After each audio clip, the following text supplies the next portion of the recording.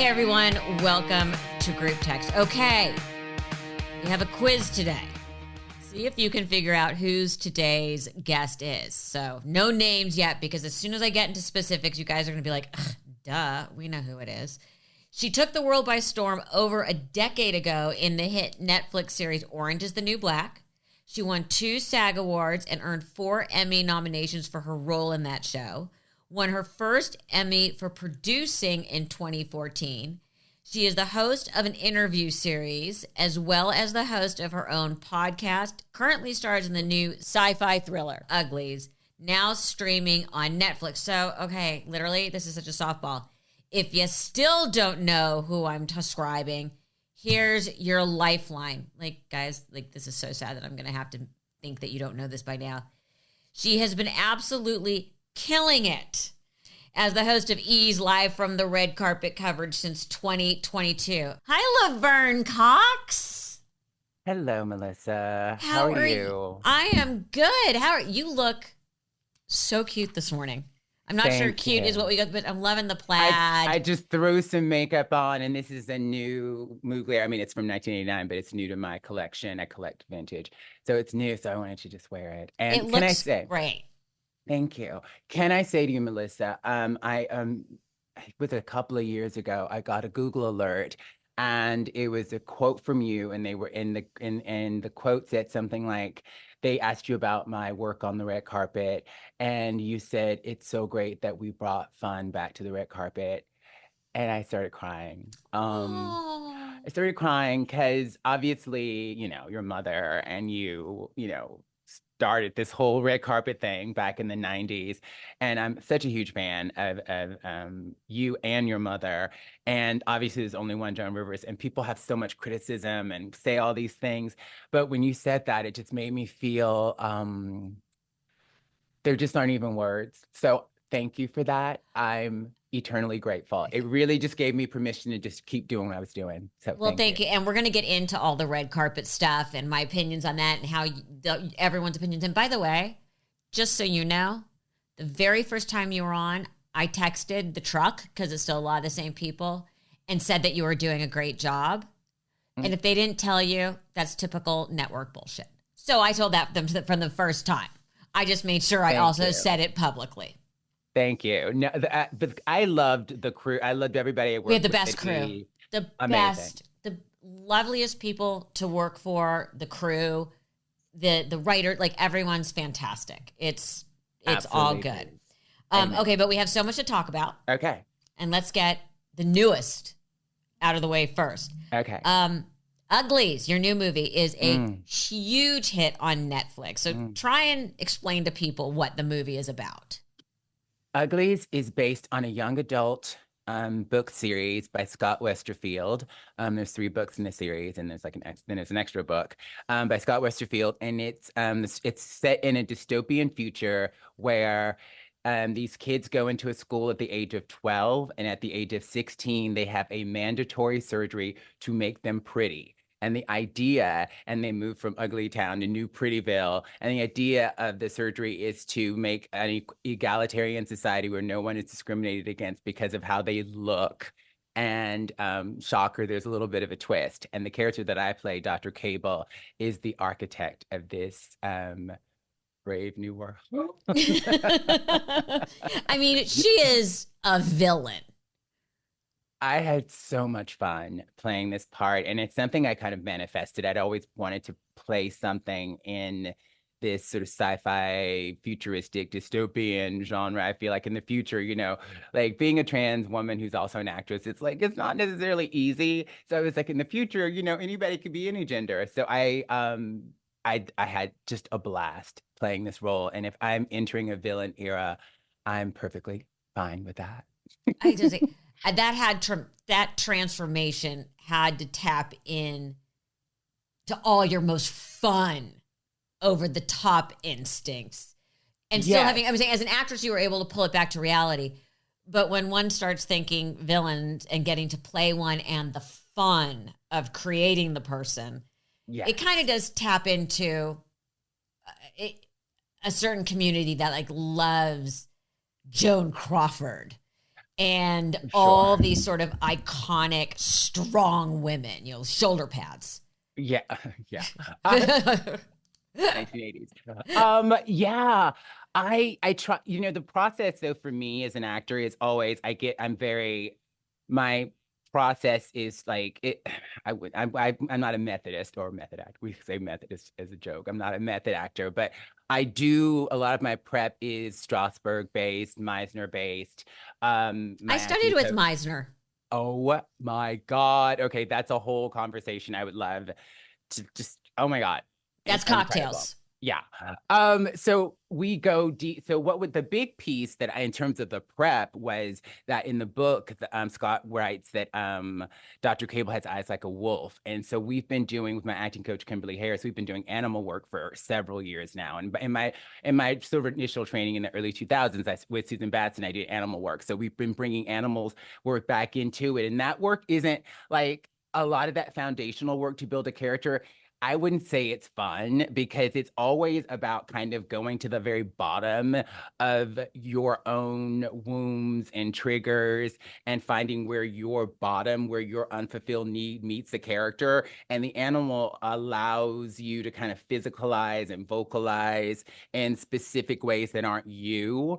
So I can't say that all that's fun, but what's great about it is when I get to set and we've done all this prep ahead of time, and then I get to start interacting with the other actors then, and I'm manipulating and I'm like, conniving. Then it becomes so much fun, but the fun is grounded in something that's true to my experience and to the biography we've created for the character. So that's when it gets juicy and fun, and the other actors were so much fun to play with. But we all have to remember, more than anything, you're a great actress.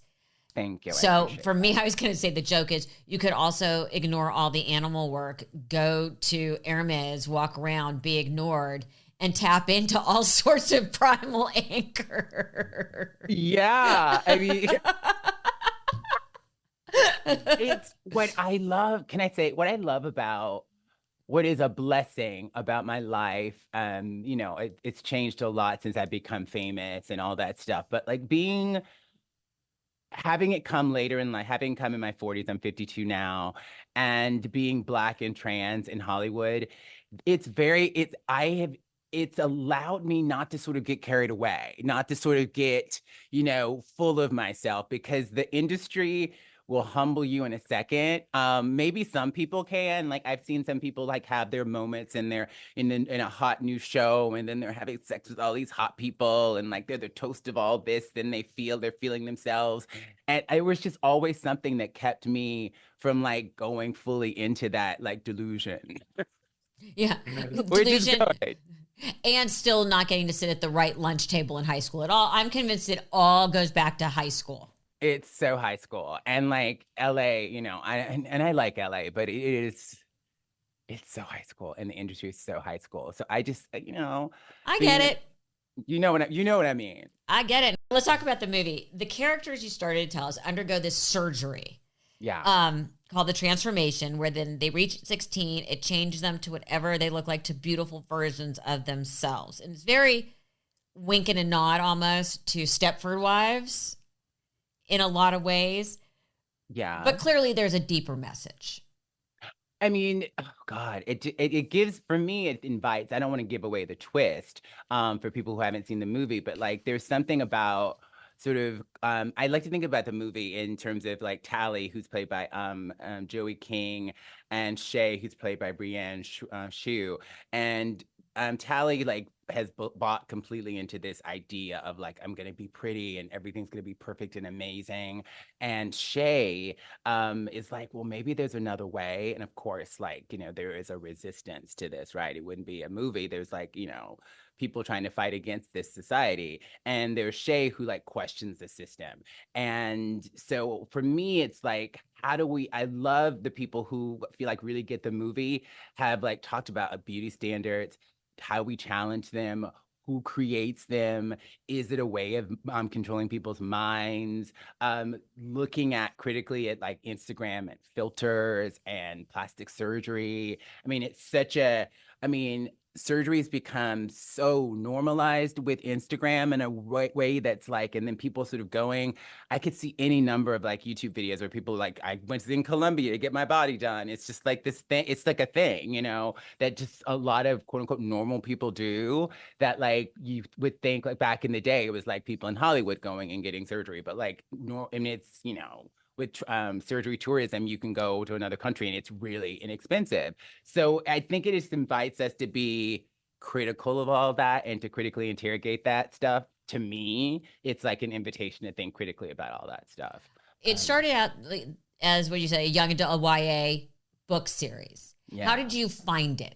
And how did they find you? Well, because it really does seem such a great combination on so many levels, from your abilities as an actress to what you represent to your personal voice and mission.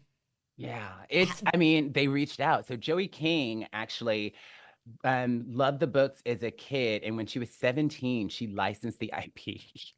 Can you imagine a 17-year-old having that, you know, and then by the time she was 22, so it took 5 years, we were shooting the film. She's 25 now. Which is ridiculous. She's only 25. Like, I just can't. I know. I can't. You know what I mean? And she's brilliant and beautiful. And then they reached out once the script was written, and the producers reached out. McG, who directed it, I think I was his first choice, and I read the script and I just said yes, absolutely. It was an immediate yes because of McG and because of the story and Joey. And obviously I have a relationship with Netflix that's longstanding, so it was just an immediate yes after I read the script. So, yeah. What was the moment that you sat down and took in, I was the first choice? Because it never happens. Well, that's what you said. I don't always believe it when they say it. So that's kind of how I'll rationalize it. I was honored. And then like just getting to work with him was so amazing. But like the second I got the part, I was like, I have to get to work. I called my acting coach. I'm like, we got this. I send her the script and I just kind of get to work. So I don't always give myself a chance to take in the first choice thing. And then I'm even skeptical when it is said. I don't always believe it. So I just kind of get to work, and I maybe don't take enough time to kind of take in everything because I'm always like thinking about the next thing and like, how do we can keep it going? I told her I rewatched Piece of Work, and when I rewatching that a few months ago, the documentary about your mom that's on HBO, and it just popped up on my feed for whatever. Joan Rivers is like the algorithm knows me really well. All these Joan Rivers like clips pop up on my Instagram and on my YouTube feed, and so Piece of Work just popped up, and so I was just like, let's rewatch this. And that whole showbiz thing of like trying to find a new moment, trying to stay relevant, like that, it hit me like a brick in a different way this time when I watched it. And at this stage in my career, like, you know, I'm not on like that hot hit show anymore that's critically acclaimed and like an international sensation like Orange is the New Black was. That was a really potentially once in a lifetime thing where like critics love it. I got 4 Emmy nominations from that show. It was lauded all over the world. It kind of kicked off the streaming thing. It was a moment, and I was on all these magazine covers and I was having a moment, and like I'm still working, thank God, and I'm still busy, but I'm not having the moment I had like, you know, 2014 to 2016, 2017. So showbiz has those ebbs and flows, and I just connected so deeply to a Piece of Work again, because also like I do all these things and I'm grateful that I can, especially when the strike happened, I was so grateful for my e-job. I was just so grateful, you know, that I have multiple streams of income. But like, even with 4 Emmy nominations, I feel like I still have to prove myself as an actress, you know, that people like want, you know, because I'm trans and Black and a woman in my 50s, that I still have to prove myself. So there's so much in that doc that I just like, oh, it hit me in my gut. And yeah, showbiz is treacherous, but you have to freaking love it. You have to love it because it's not worth it otherwise. No, my mother always said, you have to, in the bottom of your soul, say there is literally nothing else I can do. And if you don't have that, don't stay. Yeah. Because it will, you know, and you come at it from such an outsider's, and I mean that in a good way, point of view.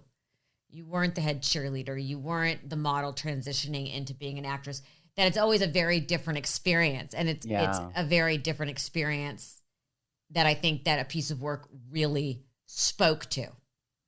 Absolutely. I mean, we can go super deep of never feeling enough, of always feeling judged, of always feeling different, of always feeling having to prove yourself above and beyond. And that's what's so, I mean, that was your mom's career, like the whole time as a woman, you know, just to being a woman, choosing to do what she did. It's just, I think that's why so many LGBTQ people like relate to her story, because she was always an outsider and always like had so much courage. And so just say things and to just to like, just to dare to be who she was and to do it is so courageous. It's such a courageous story. I'm obsessed with your mother. Oh, well, thank you. In a good way, and not I'm not afraid. It could. If I ever need to sell something, I know who will buy it because she's working. I don't have to go to any of my non-working actor friends. She's working. Would you like to buy a shoe? Quite possibly some jewelry, maybe. We'll talk. Anyway, yeah, this showbiz is really, it's rough, but you have to really love what you do and you have to constantly remind yourself why you're doing it. And so, yeah, and then hopefully that you'll be of service. One last thing I'll say about your mom, when I had the pleasure of doing Fashion Police a few times, and one of the things that blew me away is during the commercials, it was obviously taped. She would go and do stand up for the audience there. Just, it felt like, I mean, obviously she was maybe trying out new material, but it's also like there was I felt this deep need to connect with the people, to really just feel the energy. And there was just a generosity that she had way before I was famous. I was at this fashion, it was the when they were doing Fashion Night Out, like right before Fashion Week started. I was at this event in Soho, and there were other people, I don't want to say who were from Fashion Police since before I was famous. And like one person, you know, I was, you know, and I don't take it personally when someone doesn't want to take a picture, but they, you know, they were a little huffy when I asked for a picture, and, you know, because they were in the middle of something. And your mom was just like, and I'm not always that person who wants to take a picture. So I get it, but your mom was just, I wasn't famous, I wasn't anybody, but she was just so kind and so sweet and just so grateful. Like there was just such a beautiful, anyway. But also when a little tip for whenever you don't feel like doing it, my mother always used to say, it's your job. That's who's buying the tickets. Yeah. That's who's watching the show. You don't need to take a picture with someone who's important. You need to take a picture with the people who have been standing there waiting, being patient. Amen. And that's so much of it. But I want to talk about red carpet because I would be remiss, and I've always wanted to talk to you about it because it's such a wild experience that people don't get it, that you walk off absolutely exhausted. Yes. Because the amount of concentration. How do you, because I know how we did, how do you prepare for the events? It's so much work. I don't know if people understand how much work it is. So I try to watch everything, or at least an episode of the TV. If it's Emmys for the TV show, at least an episode. So if I could watch a whole season, I would. I try to watch every movie. If it's Oscars, if I couldn't sit through the movie, I would watch at least parts of it or key moments of what moments that I was interviewing the person for, if I knew who I was interviewing. And then I would try to watch other interviews that they've done so that I wouldn't repeat questions, or if there was something that like I wanted to know more about that they said in an interview, I like would explore that way. So I just did it was a lot of work and a lot of prep, and People's Choice was the worst because People's Choice is music, reality TV, film, TV, I hear you. Podcast. So I was just like, you're like, and half the time it's going so fast. You're like, who the fuck are these people? The prep, but I would, so that pronouncing everyone's names correctly. And I've had a few snafus where I didn't get people's names right. But I, believe it or not, we have pronouncer docs. The team at E is incredible because they have pronouncer docs. But then I would try to find videos of them saying their names themselves. pictures so I knew who they were. The team will remind me sometimes. I'm like, because sometimes some of the white girls look the same. So like the producer Sam would be there and he'd be like, I'm like, this looks like, and then in person they're blonde and skinny and like beautiful. And it's just like, so By the the way, producers there help out. they all do look the same. And then God help you if somebody has changed their hair color, because then you are completely fucked, or cut all their hair off. Because in your mind, you've picked the one thing you will recognize them by. But the team there is so amazing to help remind me that this is who this person is. And, even if I need to pronounce how to say their name. And then the reason I watched everything is so I could hopefully have some kind of genuine interaction, something that felt real, something that felt like me interacting with the work with the artist as an artist, because I'm an artist as well. We try, some people were more fun and like we could laugh and like improv a little bit. Obviously, I'm not your mother, so I'm not gonna, no one's your mother. So I tried to have authentic interactions, have it be entertaining, hopefully for the audience, take people into the vibe of it. I'm a fan, so I let myself be a fan. Some people were critical of that. I try not to read reviews, but someone was just like, Laverne wants to is auditioning to be the next best friend of the celebrity, and I'm just like, I am who I am. Yeah, and I'm not. I know. I'm just laughing. The weird thing about it is that like I'm not one of those people who's trying to like be friends with celebrities. Like I mostly live in New York, and I understand that we are colleagues and we're not friends. I'm not trying to like hang out, because like a lot of these celebrities make so much more money than me trying to keep up with them, going on trips and stuff. I like, that's too much. But also, so I'm actually not trying to be best friends with them. But what I'm trying to say is, if you click with someone, you click with someone. Yes. And that's a beautiful thing, because I think the audience loves that. What I've noticed is that the audience loves it. And when I interviewed Jennifer Aniston for this last Emmys, and one of the producers came, we were, the show, she was like our last interview.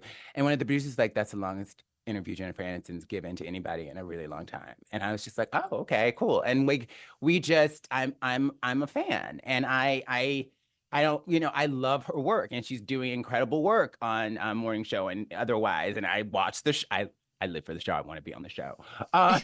So we had a conversation, and I was just genuine. And so I don't know. So for me, it's about that, because if they feel comfortable and like you respect the work, and I think too, sometimes they'll think it's going to be a standard interview. And then when they realize you've actually watched the show or watched the film, it shifts. Like it's like, oh, okay, so this person is different. Oh, this isn't somebody who doesn't know who I am, who hasn't seen the show. Oh, we can actually engage with the work that I spend such a hard time on. Like when I interviewed oh my gosh, Poor Little Things, Emma Stone. We were talking in the commercial break before it. I just watched the movie, and she said something. I was like, it's great watching her evolve and be empowered. And she was like, I always saw her as empowered. And I was just kind of like, that totally shifted my whole thinking about the film, that she's always empowered.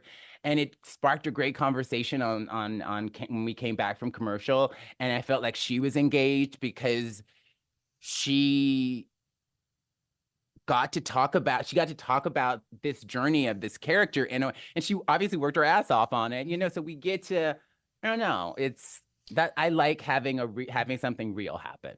But that is why, in my opinion, it's working. Thank you. Because you hit the big words. You're having a conversation, which means you're listening. Yes. And as my mother used to say, if you're a fan, the viewers feel that. It's not boring. It's not reading off of cards, and it's engaging. Yeah. And it's the best. I would say it's the best cocktail party in the world. Yeah. You talk to everybody for 2 minutes and then move on. No one's getting truly like, I really am not that interested in, your opinion on whatever. I just want to, and also I want to have fun. You keep it light, and that's the fun part. Sometimes, depending on the project, and I try to keep it light, and depending on the project, though, sometimes the project's serious. And so if it's appropriate, and if the actor, I let them lead or act artist. I'll let them lead. If they want to, if it's something more serious that they want to talk about in relationship to the work, then I'll let them take the lead on that. But I mean, you don't let it go off the rails into the world. I try not. I want it to be an escape. It needs to be an escape. As political as I am, I watched red carpet coverage for 20 plus years to escape.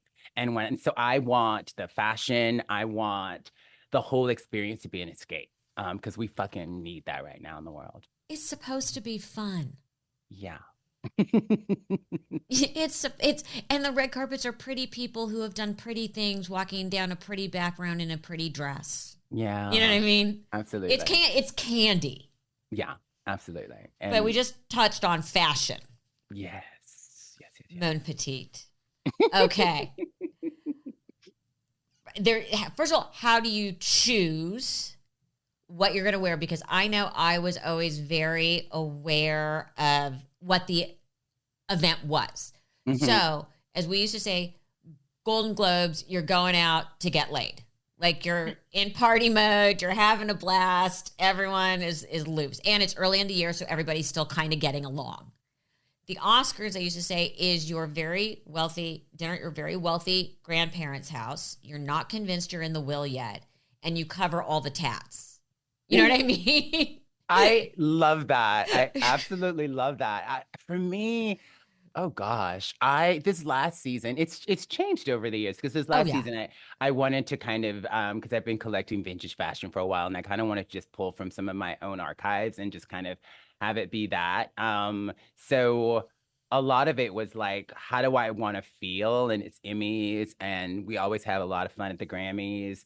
And a lot of it was just like, what kind of story do I want to tell? I always ask instead of well, who are you wearing, as your mother popularized, I asked, what's the story behind this look? Which, by the way, was the most brilliant threading of the needle to get the same answer that I have ever seen. And I texted the truck going, oh my God, you figured out how to say it for a new era.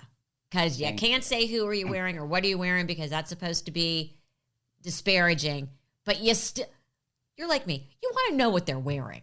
Well, and genuinely, most people are spending a lot of time, money on a stylist. Things have been pulled, jewelry has been pulled, Yeah. So, it's a business. The red carpet is a business. Thank you. The people who have loaned jewelry want and need the shout outs. So that's part of the thing. But then also in fashion, there's always storytelling. I love designers like Terry Mugler, who told stories through the clothes. Galliano, who told stories through the clothes, and just even from an editorial perspective, what's the fashion story in a magazine? So it just made sense to me to like, well, what's the story behind this? So I would think about like the story. Like I started this year, because we had 2 Emmys this year. I started the year in like some archival Mugler, and it's the 50th anniversary of the Mugler brand this year. So it felt, and actually I happened to wear I think it was a week after Zendaya wore the Machine and or the Fembot robot to the June premiere, and so I happened to be wearing Mugler as well, archival Mugler as well. Obviously, her moment was the most iconic. I would say the most iconic red carpet of all time, in my opinion. So far. Yeah, she overtook the swan dress. I mean, there are those moments. It's that moment. That for me, there's something about that robot that is so iconic, and it's been photographed many times. Mugler made his version for Beyonce, but it's never been on a red carpet before. And to put it on a red carpet, and for Dune with that great backdrop, it was just freaking genius. And the fact that she fit into it when it was made for a specific person. And the Mugler documentary, there's actually footage of the very first fitting, and it's like, you're crying, and they were nervous because like, will she fit into this? Like, because every joint, if it was fit, so there's joints and there's things like, if this doesn't fit just right, she can't move. This won't. It was like all precise, and she just like, it was made for, like, as if it were made for her. Right, and she also admitted that it was so incredibly uncomfortable. But that girl Zendaya, she knows it's all so brilliantly and beautifully thought through. And you get that. Yeah. And that's why she constantly rocks the red carpet. And there is a story. There really is a story. They make it a moment. They always do. Absolutely. But that's why we look for them. Okay, but so you have this massive vintage collection. It's turned massive, yeah. And I've gotten, I really kind of need to stop. It's gotten overwhelming, to be honest, because there are things in this room. This is like my, my closet, like my big closet, which is actually a studio apartment. And then we have things in storage because I want to have things nicely displayed so and not cluttered. How did that start? You know, I've always loved vintage. When I first started dressing myself in middle school, I started the Salvation Army and Goodwill. And through high school, I thrifted a lot and in Birmingham, Alabama, and then in Indiana, and when I was in Indiana. So thrift stores were just kind of my thing in middle school, high school, and college. And it's just been a part of my life for a long time. I've always just worn thrift clothes or vintage clothes. And my Mugler obsession specifically started in 1992 with that Too Funky video. And then I became obsessed. And for years, but with my stylist, when we started getting things made for us, because I've never sample sized, so we always have to get things custom made. Whenever we would have a blazer, I would send them a picture of a Mugler blazer. That's like the iconic blazer. And I was like, can we do something like this? And they would never do anything like that. And then maybe 7 or 8 years ago, I was like, maybe I can get Mugler online. And then I Googled it and I was like, oh my God. And back then it was way cheaper than it is now. He was still alive and so I bought my first Mugler blazer and then I bought my second one. And then it just turned into and then there's other designers I love too, Comme des Garçons and Galliano, and McQueen and Issey Miyake, but mainly Mugler. So, and then it just kind of started. And then honestly, when I got the job at E, I was like, I want to step up my fashion pussy. So I just wanted to and the whole thing around borrowing stuff from competing for dresses off the runway, borrowing from designers, a lot of times and I don't think I need to be any skinnier. I love my body. I love where it is now, but I still don't fit most samples. So that in fashion, award season always intersects with fashion week. So there's no time for a lot of the top designers who would like to dress me, but they don't have, they don't have time to make custom stuff for me. So that was really super frustrating. So getting really beautiful vintage pieces that are really well made. I have this Pierre Balmain suit jacket from 1953, and it is in the fifth, so that's 70 years old, and it is in incredible condition, and it is so well made that 70 years old, it's just they don't do that anymore. Can you imagine? By the way, every straight man has now turned off, but that's fine. I don't care. I was like, what? You just don't cut the tag off? No. I'll show my tits and maybe they'll come back. Maybe they'll come back for a second. Oh, fuck, they're still talking about fashion, and click right back off. It's always, because you're a true, more than just a fashionista, you understand the art and the construction. Obsessed. You get these amazing vintage pieces and you look at just the construction on how the body is shaped on the inside, and then the draping is over. It's not just a slip dress you're popping in. There's a whole there's understructure. And particularly with a Mugler, there is architecture. Even before, and I just recently realized this. He started working with Mr. Pearl, who was his corset maker in 1992 for his first couture show. So even in the 80s, this is from the 80s. It has this a little jacket situation that has this. So even in the 80s, before he was using corsets regularly, he found a way to give you a waist, give you hips, to give you this hourglass shape. And then when you start looking inside the jackets, he would cut out these pieces that it's brilliant. It's a brilliant mind. And I don't think that anyone makes a suit better than Mugler. You go back to finding the Balmain piece. It's architecture. Part of the reason I got the Balmain suit was because it reminded me of a lot of what Mugler did, and he was inspired by Balmain and Dior, obviously, right? The wasp waist is very new look. So I was like, this is something like Mugler would make. So I was just kind of wanted to look at it and to look at it inside, and wanted to just and then it was a little small, so my tailor altered it. and at some point I'm going to wear it. It is, but it's just so, it's so Mugler 1993. It could be out of that Mugler fall 1993 collection, which is one of my favorites from him. And it's just the way it's made, the quality, it's just incredible. And then I love drama, you know, I love, No. I'm looking at a dress right now. You don't enjoy bringing the drama? I'm looking at a dress right now. The room is a bit of a mess. I'm going to turn the computer around. Let's see. I'm looking at a dress right now that I've never worn. Can you see this dress? Oh. This is Comme des Garçons. I just have it on a mannequin because it makes me happy than some other stuff. Never worn it, but the drama. I imagine it would have been great for the Met Gala this year with the theme. I'm in the Garden of Time. Yeah. But I just love the drama too. I love construction. I love wonderful fit, fabric, proportionate silhouette. The wonderful luscious fabrics, and I don't know. I love fashion. That is what my mother would refer to as an entrance dress. Yes, and a very difficult one. Getting it on the mannequin, my assistant had to help me get it on the mannequin. It's like you need help getting it. You can't get that into that by yourself. Obviously, you're not pulling it out of the carry-on and stepping in. No.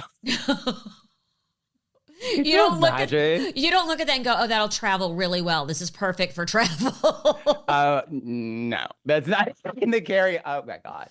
That reminds me, this first time I had a wig. I had a wig in a wig box. This is like my first GLAAD Awards in 2009, pre-Orange is New Black. I had someone curl and style a wig for me, and it was in a wig box, and I took it on the plane, and there was this gay flight attendant who was like, do you want me to put that up front? Because, you know, I didn't want it to get smashed, and he was so lovely, but like I took this wig on the plane. We all have those moments. Like my mother always, for whatever reason, at night her extensions would start to bother her or whatever, and she had no hesitation. Like at dinner, she would just like pop one out, there are clip-ins, and throw it in her purse. And one time my mom's like, oh, there's a cookie for you in my purse. And he goes and he's like, Mom, there's too much hair in here. Can you help me find it? Grandma's hair is in her purse.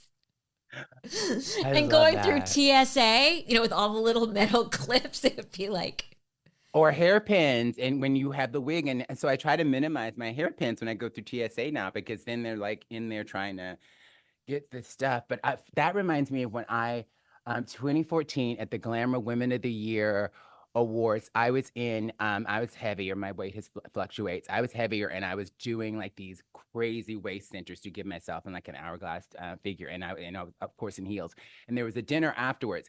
I was at the dinner, and I was just like, I was in pain, and I couldn't eat. And like, I literally I like went to the bathroom and just took off the Spanx and the waist center and the heels, and I came out, and everything was kind of no better feeling.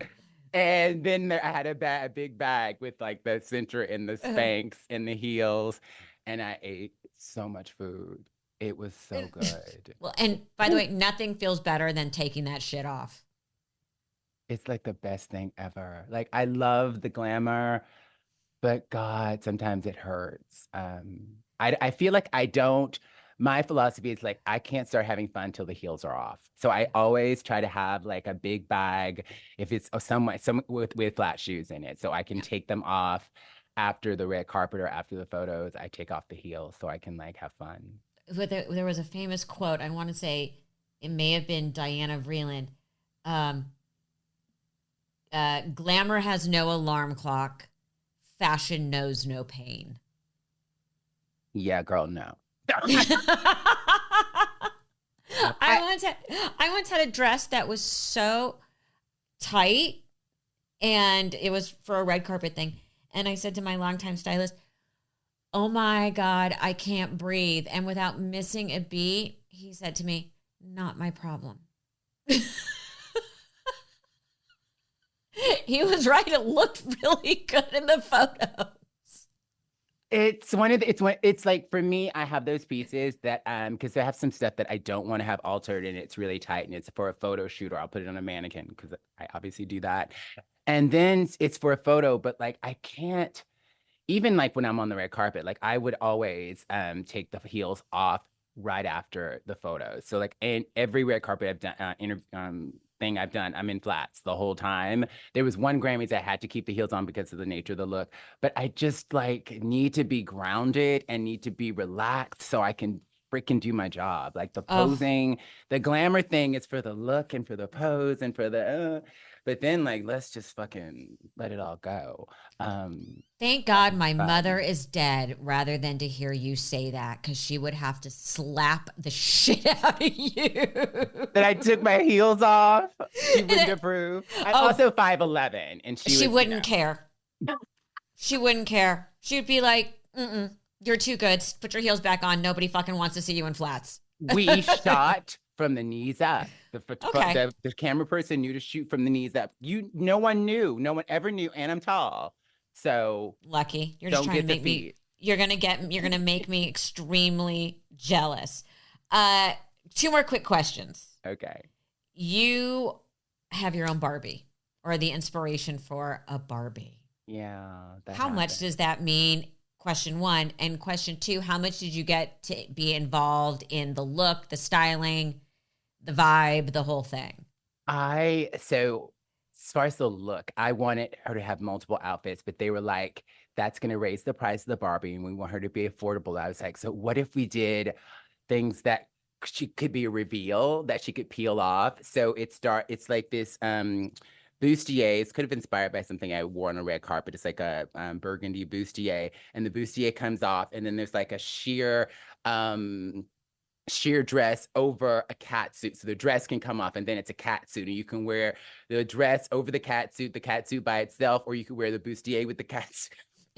So that was my idea. So I was very involved in that. And then they, did renderings of my face, and I was very involved. I wanted one more pass on my face, if I'm being honest, but that would have slowed down production. And we wanted it to coincide with my 50th birthday. So I just kind of at a certain point, you just have to let things go. I'm such a perfectionist that like I would nitpick for anything forever. And at a certain point, you just have to let things go. And that was incredible. But then going to the Barbie facility and like it's outside Los Angeles and seeing all the iconic Barbies, seeing how they like install the hair into the Barbie doll was amazing. There's a video on YouTube where I go to visit, and it was magical. And they're machines that they've had since like 1959. Like these are like 70-year-old machines, and there's like to get the parts replaced, there's only a few places you can go. So they've been using the sort of same techniques to make these Barbies since like the 70s. They've updated some things, but like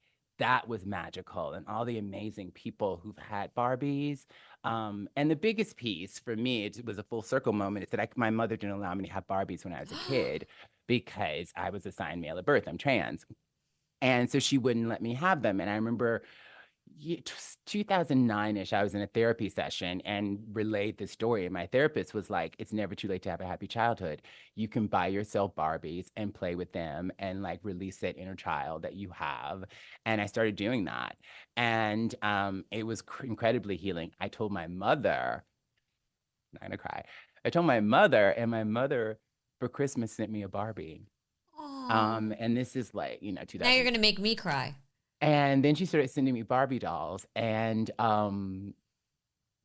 it was incredible. And it was like, it's never too late to have a happy childhood. There's a kid inside all of us who needs to play, who needs attention, who needs nourishing, who may have been traumatized as a kid too, and may need like an adult Laverne to kind of help heal all that. And the Barbie was special and an honor, but it was also this full circle moment of healing. And I hope that people who play with her, people of all ages, people collect Barbies, of all ages, can have that experience of like, there's a kid in there that wants to play dress up, like, and have some fun and let her out because she needs to play. Because if you don't let her play and you don't acknowledge that little kid, she'll run the show. And you do not want a petulant, traumatized 9-year-old running the show. And so let her play. Then she'll let adult Laverne come in and manage things. You are the living best. Mm. I adore you, and I am it's brought me real happiness today to know that you're the one captaining the ship of the red carpets. That means everything to me. Thank you so much for that. Like, you have no idea how much. Okay, before we both cry, Uglies now streaming on Netflix. Yes. Laverne Cox, thank you. Thank you, Melissa Rivers.